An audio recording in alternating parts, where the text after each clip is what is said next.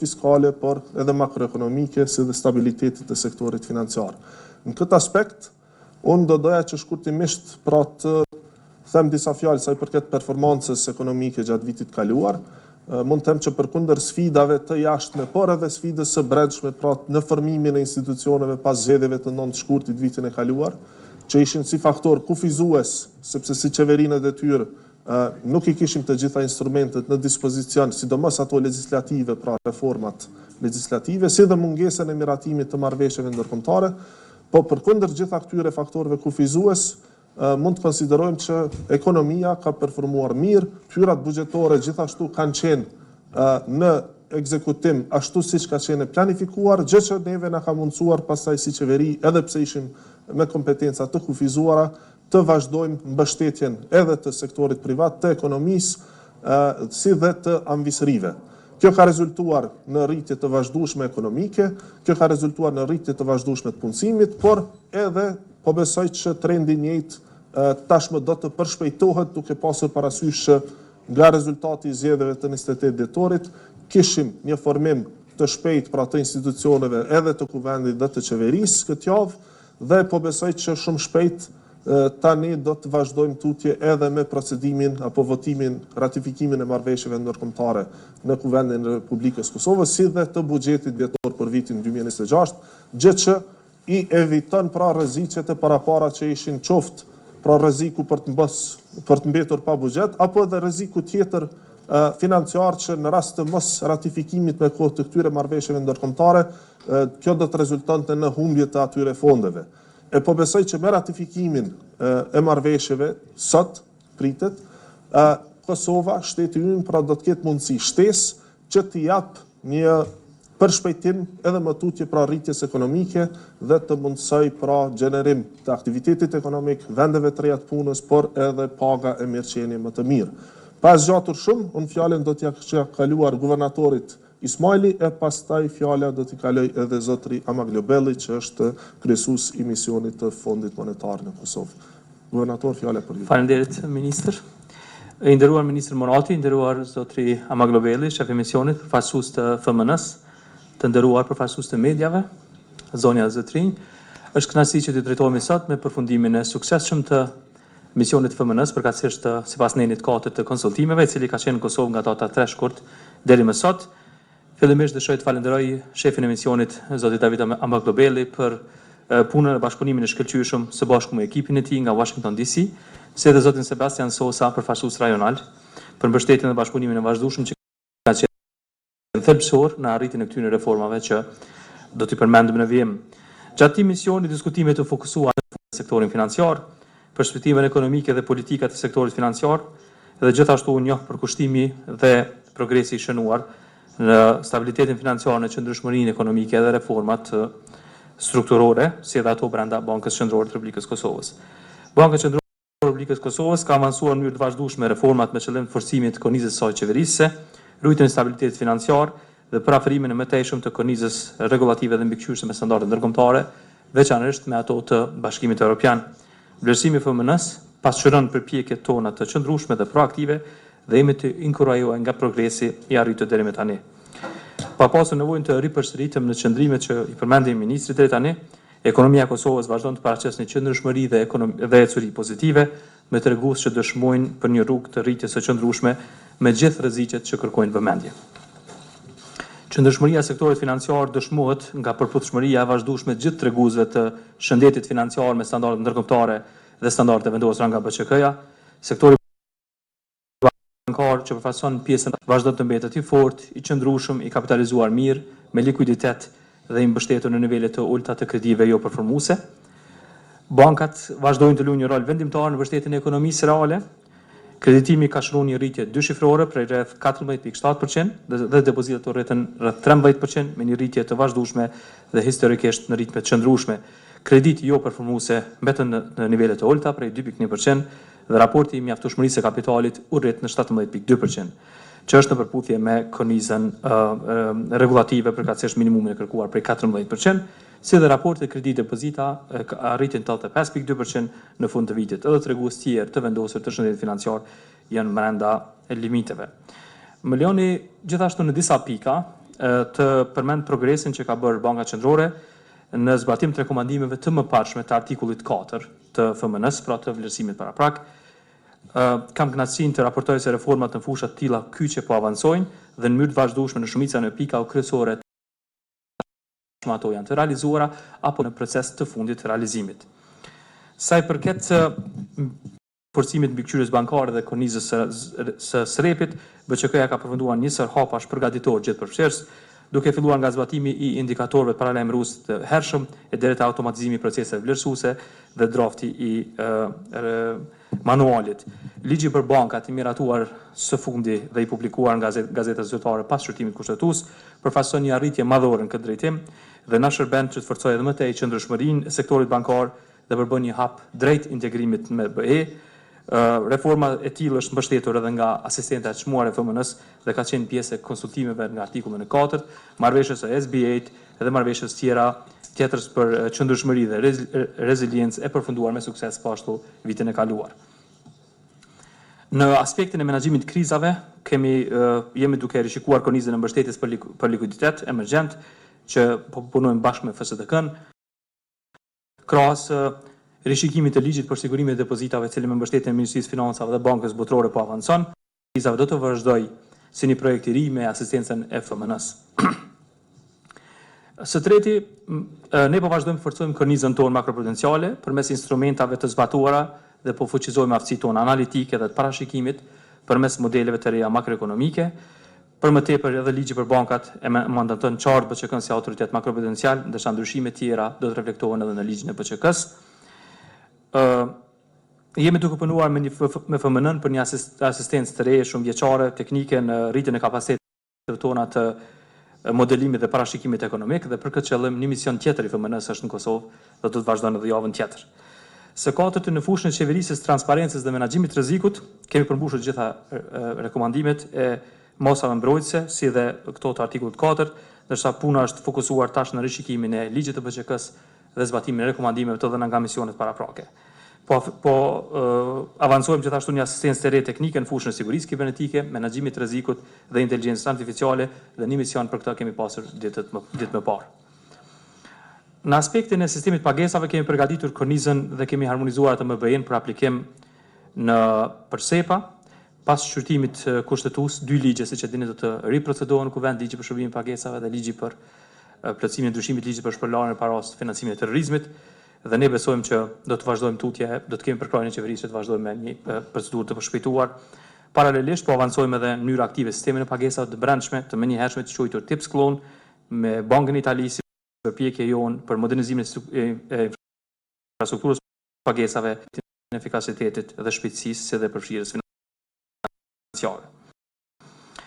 Në rritjen e mëtejshme të integritetit të sistemit financiar përmes qendrës për kontore kundër falsifikimit parave e qendrore europiane sa i përket bashkëpunimit në drejtim të rujtjes së euros. Sa përket kriptoaseteve, që ka qenë poshtë çështja e artikullit 4, BQK-ja me asistencën e FMN-s ka avancuar kornizën rregullative, duke harmonizuar ato me BE-n, bazuar në ligjin për kriptoasetet, janë bërë aktet në ligjore dhe po ashtu janë bërë konsultimet me publikun që të jenë të gatshëm për zbatimin e këtij me datën 1 mars, kur përfundon afati përfundimtar për përshtatjen me rregullativën e re, edhe në këtë fushë kemi pasur mbështetjen e FMN-s. Sa përket një fushë tjetër, kemi përfunduar me sukses vlerësimin sipas kodit të transparencës së bankave qendrore të FMN-s. Raporti përfundimtar ka vlerësime të larta dhe është në fazën finale, i njëjti do të publikohet ku janë dhënë nisë rekomandime se si BQK-ja edhe me tutje do të rrisë aspektin e publikimeve të saj si dhe komunikimit publik në përputhje me praktikat më të mira të bankave qendrore moderne. Në aspektin e sigurimeve po ashtu, BQK-ja ka hartuar një plan për tranzicion drejt solvencës 2 dhe IFRS 17 për të harmonizuar me standardet moderne si në aspektin e mbikëqyrjes prudenciale ashtu dhe kontabël, edhe për këtë kemi përkrahjen e Bankës Botërore. Së fundi, një asistencë e re teknike është konfirmuar nga thesari amerikan në fushën e parandalimit pastrimit të parave dhe financimit të terrorizmit, ku bashkë me Ministrinë e Financave dhe disa institucione tjera do të punojmë për në rritjen e bashkëveprimit interinstitucional për mbrojtjen e integritetit të sistemit financiar. Ky projekt është një nismë e re që do të shërbejë si komplementar me projektet ekzistuese. Së fundi, dëshiroj të theksoj se Kosova ka bërë një progres të qëndrueshëm në gjitha fushat e reformës, puna gjithëpërfshirëse në stabilitetin financiar, në mbikëqyrjen financiare, në pagesa dhe digitalizimin e shërbimit financiar, në qeverisje, në transparencë, në fushën e parandalimit pastrimit të faros financimit terrorizmit dhe integritetit sektorit financiar, në kriptoasete, në mbrojtje të konsumatorëve, dëshmon përkushtimin tonë të palëkundër në rrugën e stabilitetit financiar.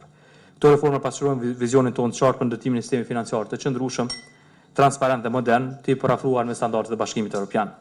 Në shumicën prej këtyre, kontributi i tyre i FMN-s është jetik, krahas partnerëve tjerë si Thesari Amerikan, Banka Motrore dhe AFC-ja, banka qendrore mike, si dhe institucionet tjera të Bashkimit Evropian, prandaj edhe shfrytëzoj këtë rast që shpreh mirënjohjen time publike në këtë drejtim.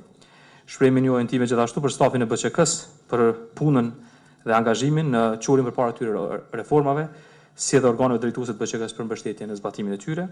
Një minut veçantë shfrytëzoj këtë rast për ministrin e financave, përkatësisht qeverinë dhe ministrin Murati për bashkëpunimin konstruktiv, si dhe mbështetjen e projekteve të përbashkëta në interes të publik, si dhe institucionet tjera dhe agjensive shtetërore për bashkëpunimin.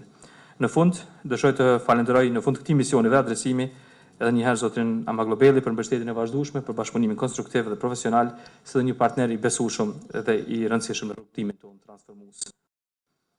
Së bashku, ne do të vazhdojmë të punojmë për një sistem financiar të qëndrueshëm, efikas, transparent, të orientuar drejt integrimit që kontribon një ekonomi të rrimeritje të qëndrueshme dhe për prosperitet për vendin. Ju faleminderit.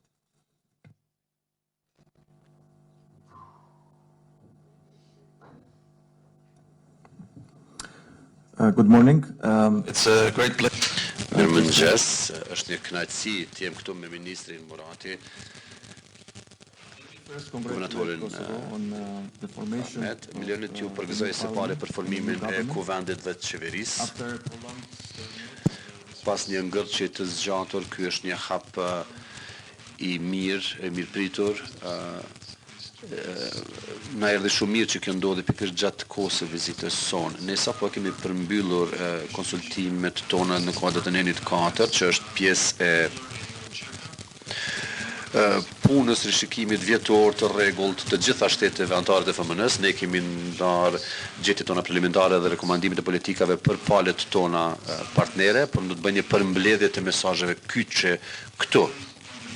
Së pari përsa përket makroekonomisë, ekonomia e Kosovës ka treguar një reziliencë, por pasiguria politike ka pasur koston e vet, edhe ka ngadalësuar rritjen nga 3.5% në fund të trimërit të tretë vitit të kaluar nga 4% një vit më herët. Në të njëjtën kohë inflacioni është rritur pak deri në fund të vitit 2025, inflacioni ka rritur 5.3% dhe kryesisht është nxitur nga çmimet e larta të ushqimit. Deficiti aktual i llogarisë rrjedhëse është thelluar në 9.6% dhe nxitsi kryesor i kësaj ka qenë importi i madh i mallrave, përfshirë importi i madh i energjisë. Për vitin 2026, me këtë lehtësim të situatës politike, presim një perspektivë më të mirë. Parashikojmë se rritja do të rritet në 3.8%, nga 3.4 e vlerësuar për 2025. Presim që inflacioni dhe të shkojë diku 2% në fund të vitit, por duhet pasur parasysh që ende vazhdojnë disa rreziqe dhe politika duhet të rikalibrohen në përputhje me këto rreziqe. Përsa përket politikave fiskale, Kosova ka ndërtuar një historik të mirë të disiplinës së mirë fiskale viteve të fundit, me një deficit të ulët të ngadalshëm dhe borxh të ulët publik. Në vitin 2025 deficiti është thelluar dhe kjo pjesërisht ka ndihmuar që të zbus ndikimin negativ nga kohë të ngërçet politik, të pasigurisë politike. Bazuar në politikat aktuale, vlerësojmë një deficit në 2026 që do të rritet në diku 2% të GDP-s, që nënkupton që do të jetë një impuls pozitiv fiskal në një kohë ku bilancat e jashtme po zgjerohen dhe ku rezervat fizike duhet të zhvillohen dhe prandaj rekomandojmë që politika fiskale të rikalibrohet për ta ulur këtë deficit më afër 1% të GDP-s dhe të rindërtohen rezervat e thesarit në mënyrë që të forcohet rezilienca kundrejt goditjeve potenciale. Në periudhën afatmesme, politikat fiskale duhet të gjejnë një balans të kujdesshëm kundrejt 3 objektivave. Pari të uruhet stabiliteti makroekonomik, së dyti të mbështetet rritja përmes investimeve cilësore publike, duke përfshirë ato në kuadër të planit të rritjes. Treti të fuqizohet rezilienca kundrejt goditjeve, tronditjeve potenciale. Nga ana e sektorit financiar, BCK-ja ka vazhduar me mbikëqyrjen e sektorit financiar. Përgjithsisht sektori financiar është i shëndosh, bankat janë të kapitalizuara mirë, likuiditeti është i bollshëm, fitimi është i mirë, kreditët përformues janë të ulta, rritja kreditore është zvogëluar paksa kohëve të fundit, pas një rritje mjaft të madhe viteve të fundit. Natyrisht ne inkurajojmë një vigjilencë më të fortë për të siguruar stabilitet financiar. Ne mbështesim përpjekjen e BCK-s për të përshpejtuar antarësimin e saj në SEPA dhe kjo do të jetë me përfitim të gjithë qytetarëve të Kosovës. Përsa përket reformave strukturore, qeverisja e re ofron një mundësi të mirë për të përshpejtuar implementimi i plot dhe në kohë i planit të rritjes dhe reformës, agjendës së reformave është esencial. Kjo do të zhbllokoj qasjen në financim të konsiderueshëm, që është ekuivalent në 8% të GDP-s, që është alokimi më i madh për IKB-s. Gjithashtu, inkurajojmë përpjekjet për të zgjeruar kapacitetet e prodhimit të energjisë, përfshirë ato nga burimet e ripërtritshme, të përmirësohet eficienca e energjisë dhe të që çmimet të parafrohen me kushtet e tregut. Përveç kësaj, reforma gjithëpërfshirëse të tregut të punës do të ndihmojnë që të largohen disa kufizime të shtesë. Përmbyllim këto konsultime, Milioni të theksoj po ashtu një partneritet të fortë dhe afatgjatë që kemi krijuar me partnerët në Kosovë, pra ne nga FMN, dhe ne jemi të bindur që ky bashkëpunim i ngushtë do të vazhdojë në të ardhmen dhe do të jetë me përfitim të qytetarëve të Kosovës. Do doja që të falenderoja ministrin Murati përzemërsisht, do doja të falenderoja guvernatorin Ismaili, do doja të falenderoja po ashtu stafin institucionet të tyre përkatëse për diskutime të hapura konstruktive që zgjaten për disa ditë me radhë.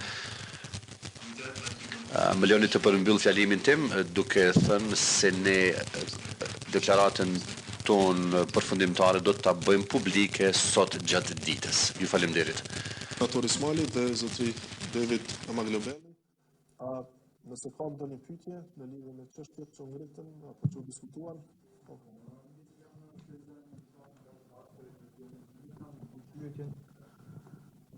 kam dy pyetje, një për juve, një për përfaqësuesin e FMN-s.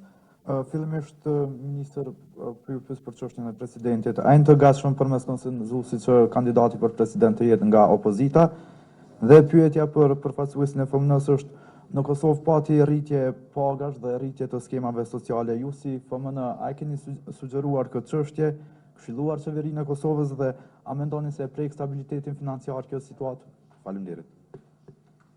Faleminderit për pyetjet. Sa i përket pyetjes parë dhe çështjes së presidentit, po besoj që kryeministri gjatë mbledhjes apo në hyrje të mbledhjes së qeverisë gjatë ditës djeshme sqaroi që pasi të përmbyllen ato 3 hapat emergjent, pra njëri nga ta jemi pikërisht tani, pra është miratimi i buxhetit dhe marrëveshjeve ndërkombëtare që kanë afat skadence, ai është i gatshëm që të ulet me subjekte tjera politike, pra që përfaqësohen në kuvend dhe të diskutoj se si të gjendet zgjidhja për të ecur tutje. Prandaj po besoj që nga dje deri më sot nuk është se ka ndryshuar diçka, i qëndrim vazhdon të jetë i njëjtë, por çka jemi të fokusuar ne sot është të kalohen sa më parë të procedurën në kuvendshme ndërkombëtare në mënyrë që të vihen në dispozicion të Republikës së Kosovës dhe ne të mund të vazhdojmë tutje me zbatimin e reformave të dakorduara bashkë me Bashkimin Evropian, që siç e tha edhe zotri Amaglobeli, përbën një prej shumave më të mëdha në raport me bruto produktin vendor, ku Kosova është si përfituese. Faleminderit.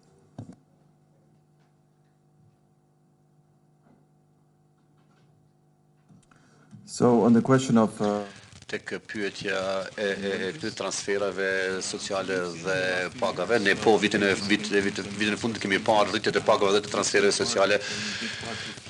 Kjo ka reflektuar faktin që qeveria ka qenë në gjendje që të rrisë të hyrat në masë të madhe, pra kjo nuk është bërë në dëm të disiplinës fiskale, nuk është cenuar ajo, pra siç e përmendon në hyrje, ekziston një deficit mjaft i ulët viteve të fundit dhe borxhi publik mbetet i ulët. Kështu që tani në perspektivë në periudhën e VM e mbështetim korrigjimin, rregullimin e këtyre transfereve dhe pagave në një mënyrë që është e përgjithshme nga aspekti fiskal në përputhje me rregullat dhe kornizat e përcaktuara, ashtu që të ruhet vlera reale e pagave dhe e përfitimeve sociale. Ministër Murati Arbesha për IRTK-s, a pritet ndonjë marrëveshje me FMN gjatë këtij viti, po ashtu sa mendoni që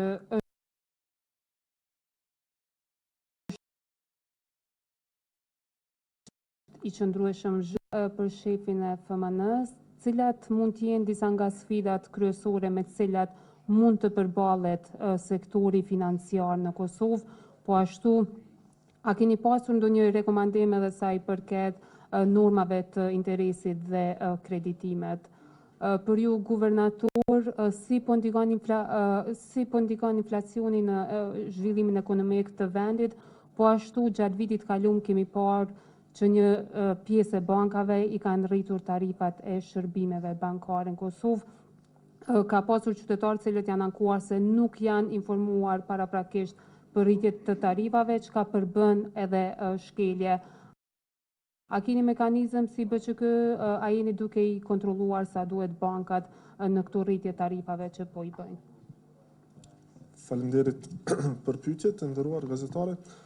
Sa i përket marrëveshjes potenciale me Fondin Monetar, më lejoni të theksoj që nëse ju kujtohet, pra gjatë vitit kaluar ne kemi pasur përmbylljen të suksesshme pra të dy marrëveshjeve apo programeve me Fondin Monetar Ndërkombëtar që kemi pasur, ka qenë në Fondi i Reziliencës dhe Qëndrueshmërisë, si dhe ka qenë fondi i marrëveshjes stand-by arrangement apo aranzhmanit të gatishmërisë, që të dyja pra ishin përmbyllur me sukses dhe që të dyja kanë mundësuar pra disbursimin e rreth 180 milion euro, nëse jam i saktë në shifër, pra si shumë e cila është alokuar Kosovës si mbështetje buxhetore, por edhe si mbështetje për investime në energji të ripërtrishme.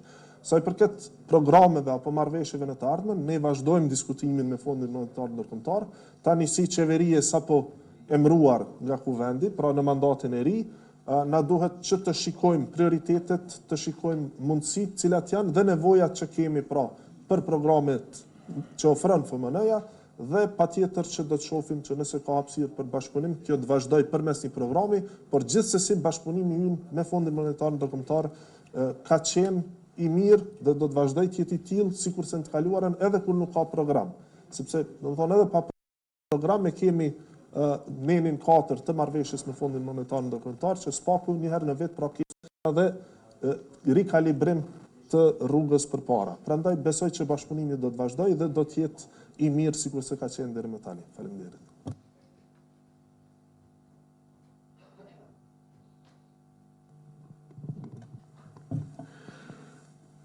So maybe I'll just also emphasize të theksoj edhe të ritheksoj këtë që tha Ministri Murati. Ne kemi pasur bashkëpunim shumë të mirë ndër vite, kemi pasur program shumë të mirë që është përmbyllur në maj të vitit 2025.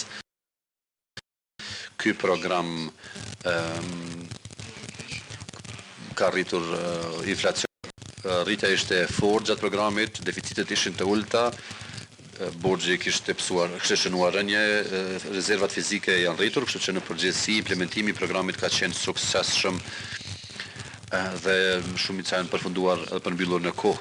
Kosova në fakt është shteti vetëm i parë në Kosovë që ka pasur një instrument të reziliencës dhe qëndrueshmërisë, program që ka qenë i suksesshëm dhe Kosova ka pranuar tërë disbursimin në kuadër të atij programi.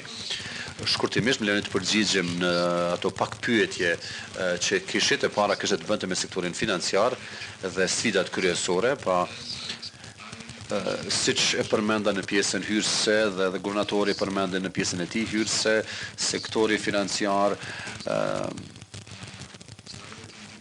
bazuar në indikatorë treguese të stabilitetit, nuk konsiderojmë që është sektor i qëndrueshëm, rritja kreditore ka qenë mjaft e fuqishme viteve të fundit, kjo ka ndihmuar që të mbështetet thellimi financiar në vend dhe sektori financiar është bërë nxitës kryesor apo i rëndësishëm i rritjes ekonomike dhe në njëjtën kohë kemi parë që bankat janë bërë apo kanë mbajtur nivelet të mira të profitabilitetit, kemi pasur rezerva të mira të likuiditetit në sistem dhe përqindja apo shkalla e kredive jo performuese sipas standardeve ndërkombëtare në Kosovë është mjaft e ulët. Kjo nuk do të thotë që BCK tani mund të jetë të qëndrojë vetëkënaqur dhe të rrijë duar kryq, në fakt jo, dhe ata pikërisht po bëjnë të kundërtën, janë duke i përveshur punëve ditore për të siguruar se ky stabilitet financiar do të vazhdojë.